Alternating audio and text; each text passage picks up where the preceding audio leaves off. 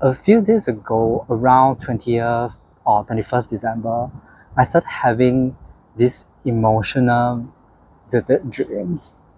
One time I was in this large hall, then there are long desks. There's a lot of people from all around the world was having dinner, like those you see in Harry Potter. And we are chatting and sharing our personal experience and our culture from all over the world.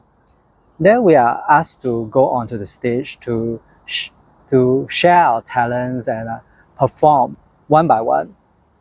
And when I went out to the stage, I don't know what got to me. I started singing this Chinese song. 我爱的人不是我的爱人 meaning the person I'm in love with is not my lover. And I started sobbing. I woke up with this sadness that I thought I have possessed previously. I thought I have already possessed this attachment. It made me realize that I have this suppressed emotion that I wasn't conscious about, and it was possessed in my dreams.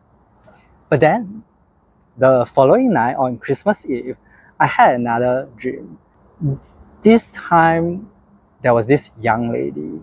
She wasn't realistic, like in a human form, more like a animated character with like big puffy cheeks. And she actually has been following me around in my dreams from previous nights. And she kept stalking me. She was always in the corner looking at me, but she wasn't the main character of the dreams.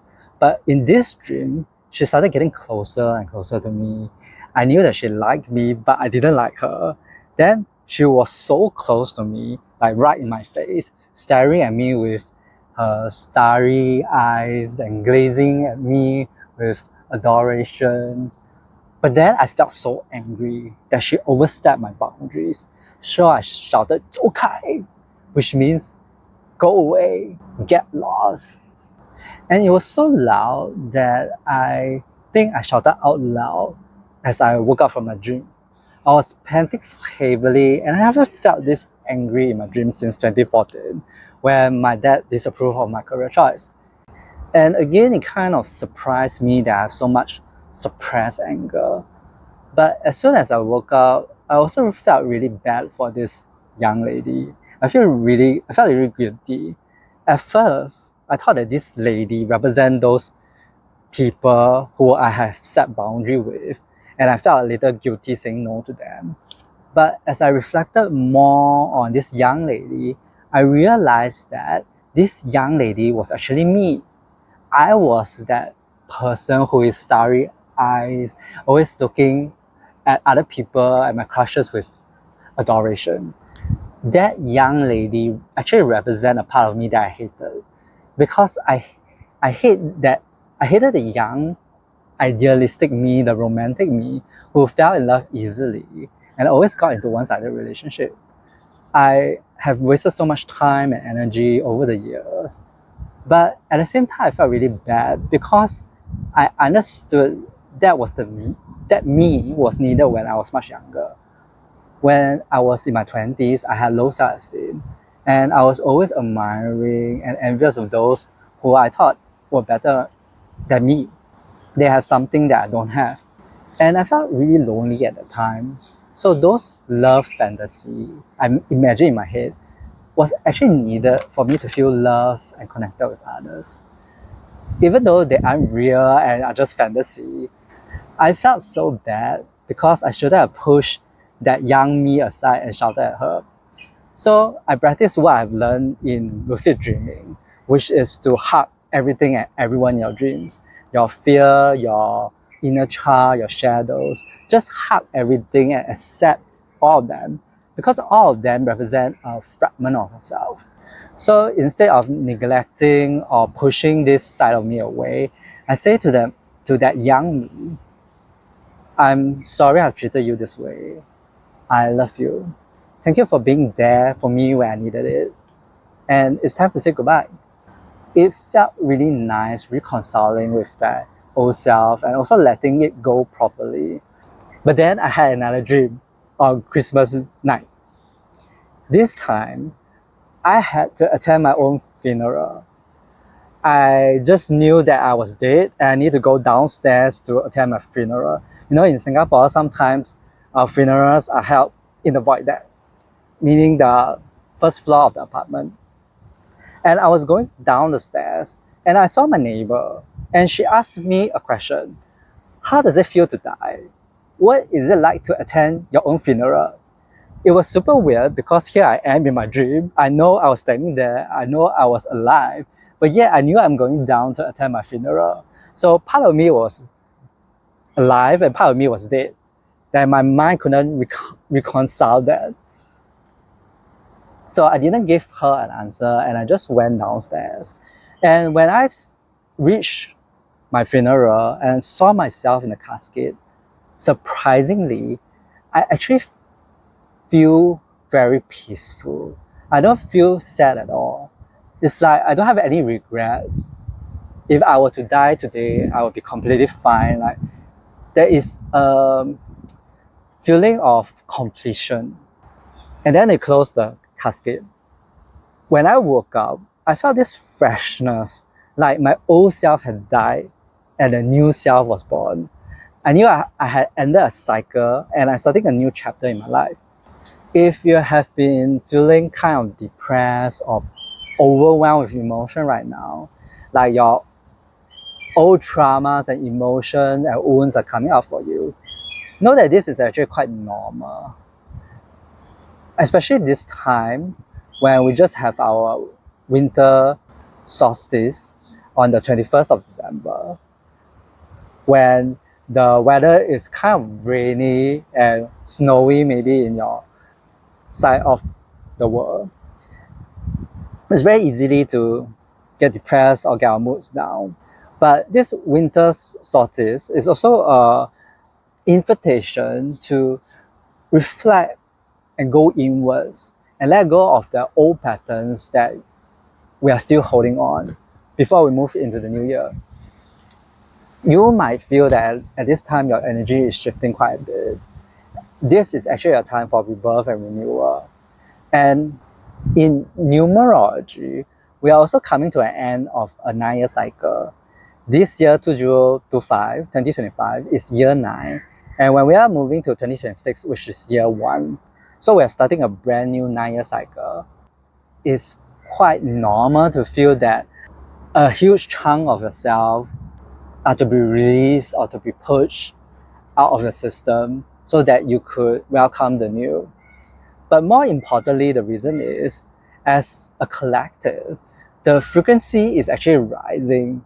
Any energy or old attachment we are still holding on to that doesn't resonate with this new earth that we are moving to will be guided to be released, will be purged out of the system. This is like a collective upgrade in terms of vibration, right? So you may feel emotional release like me, having so many emotional dreams.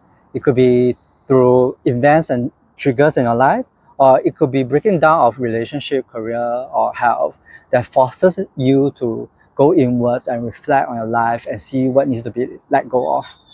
Physically, during this time, you may also feel very exhausted as you expand your consciousness. I literally feel like I was going to die on the night of Christmas Day before I went to sleep. I have this heart palpitation. My heart was feeling this buzzing and sensation, like beating very fast. And I have tender spot in my stomach and under my rib cage. There's also like tingling and buzzing sensation in my limbs. So I'm like, am I going to die? What if I die? What if I just sleep and I don't wake up? Because I'm feeling all kind of emotion during that week. And as I was thinking about the question, I fell asleep. And maybe that's why I have the dream about attending my own funeral. This upgrade is not only like raising your consciousness and shifting your energy, but they are also pushing all the toxin or the blocked energy out of your body, out of your system.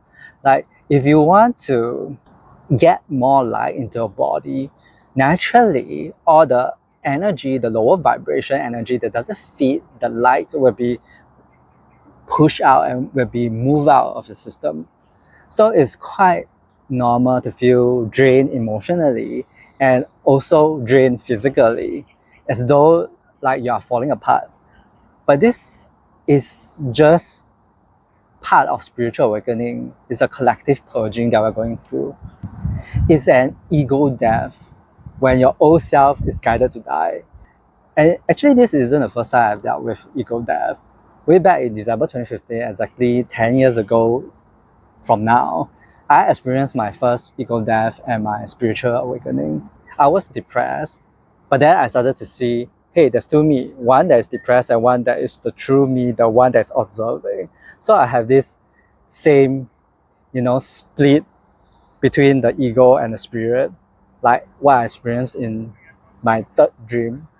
So the way I deal with this transition and ego death is actually to surrender. Like for my dreams, I didn't imagine or conjure up the dreams. It's just so that the body and the subconscious mind, the soul, knows how to place a curriculum or lessons for you in any format they chooses to do so. They know how to guide you to a higher vibration. So the actual job, your job is not to worry too much. Don't be afraid to let your old self die. It's only when you let go of all that old junk that a newer, more powerful side of you can come forth. Also, during this time, you want to take care of yourself as much as possible. I've slept so much and woke out late during this time. It was as though I'm hibernating in the winter. I didn't want to work too much or keep up with my weekly video schedule. I just allow myself to take a break because this allows my body to catch up with the energetic shift. This prepares you for the new year that is coming. And one of the things you could do right now is actually to reflect on your belief or your old wounds that you're still holding on to and see which one of them can be let go of. Like, are your current relationship and career still serving you? Are the friends around you and the work you're doing right now what you want for the future? Any open loops that needs to be completed, this will be a good time to complete them. And not in a harsh manner like how I treat that young lady, the young me, but more from a place of gratitude, like what I have learned from this lesson, how my shadows and my inner child or that old me have served me in the past, and just say goodbye to them before moving forward. You will find more closure than when you're angry and full of resistance. So I guess that's all I have to share today, and I hope you have a great new year, and I shall see you in the next one. Bye.